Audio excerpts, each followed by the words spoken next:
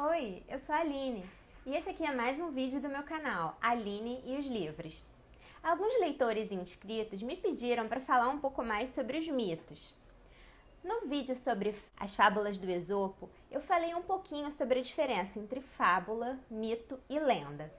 Hoje eu vou explorar um pouco mais o tema do mito e vou contar também sobre o berço do nosso interesse pela mitologia, que é a herança da mitologia grega. Então, me acompanha nesse vídeo. Aproveita para se inscrever aqui no meu canal, dá já o seu like e compartilha com seus amigos.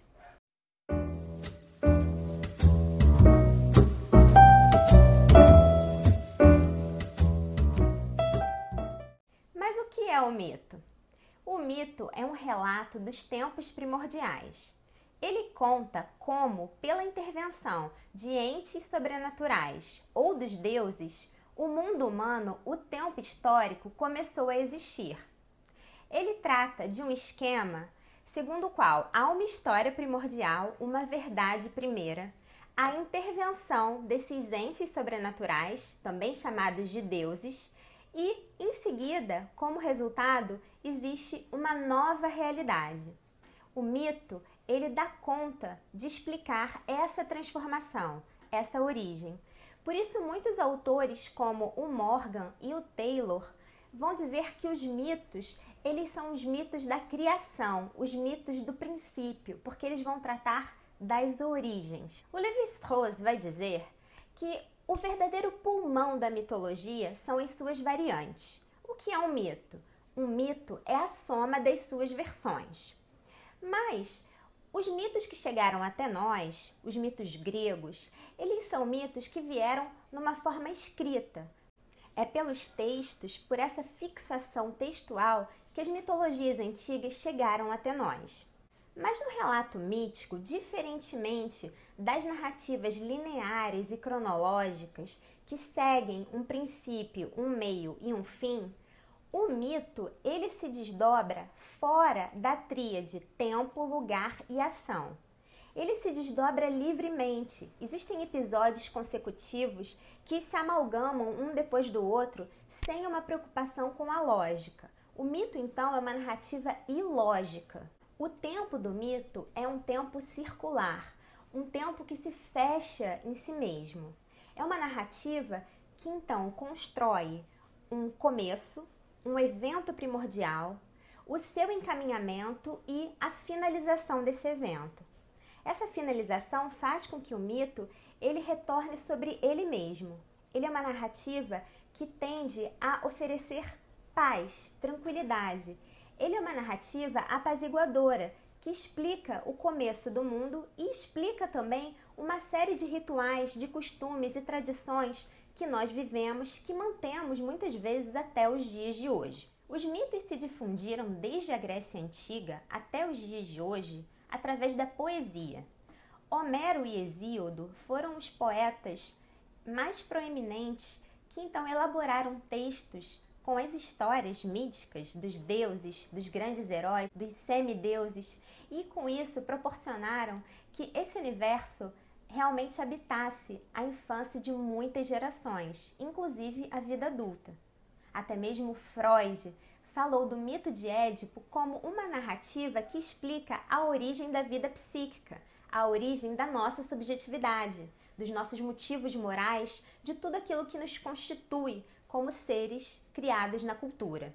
O mito, então, ele foi a base da poesia, mas também da tragédia e da comédia.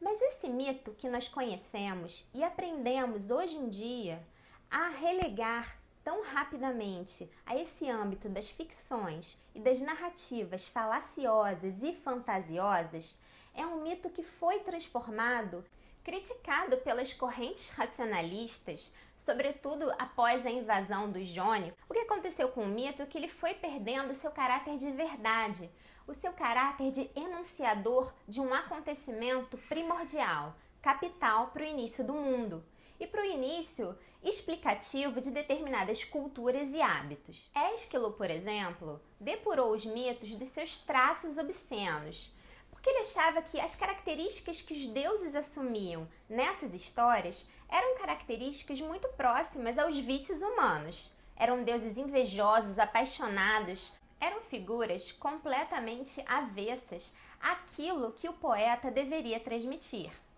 Para ele, o poeta deveria eliminar os vícios e não propagá-los por aí. Então os deuses começaram a se tornar criaturas mais benevolentes e mais afastadas dessa aproximação com as formas humanas, as formas morais e físicas. Essas mudanças aconteceram por volta do século 6 e 5 antes da Era Comum.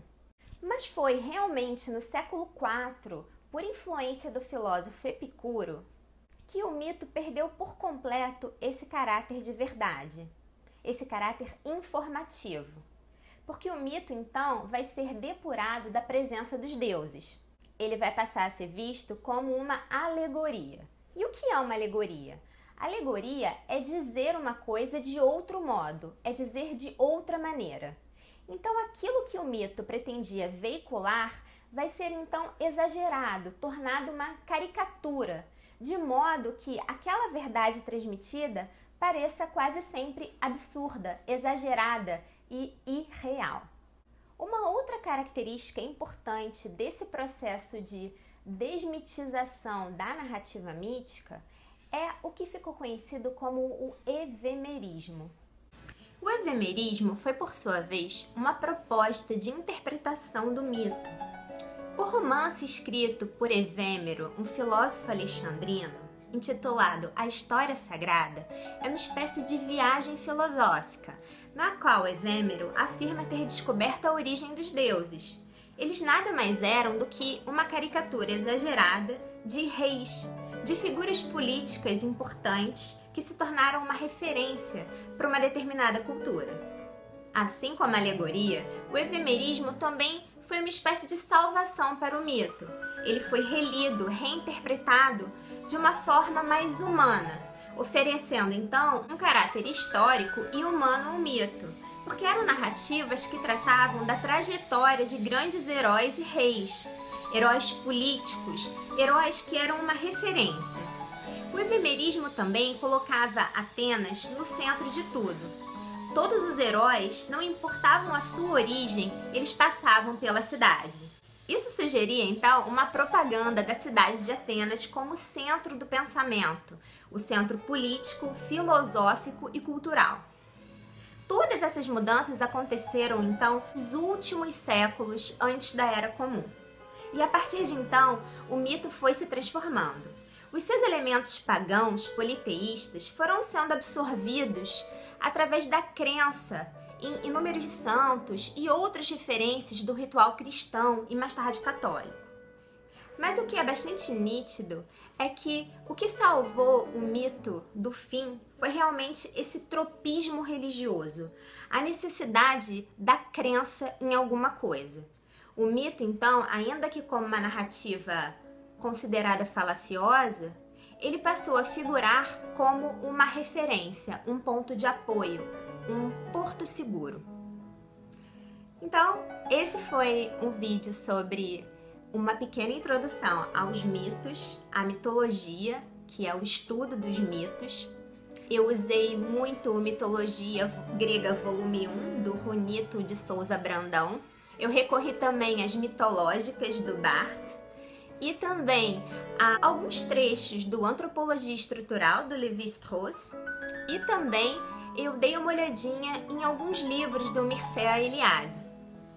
O que me surpreendeu é que o Runito de Souza Brandão, ele usa muito poucas referências ao Lévi-Strauss, que foi realmente alguém que enfatizou a importância, a essência do mito como estando presente nas suas variantes, e não exatamente em uma ficção única. Por hoje é só, pessoal. Nos próximos vídeos eu vou trazer então um pouco da história dos grandes mitos gregos, esses mitos que inspiraram e que continuam inspirando muitas das nossas referências culturais. Obrigada por terem assistido. Não se esqueçam de se inscrever aqui no canal, deixar o like de vocês e até a próxima. Tchau, tchau!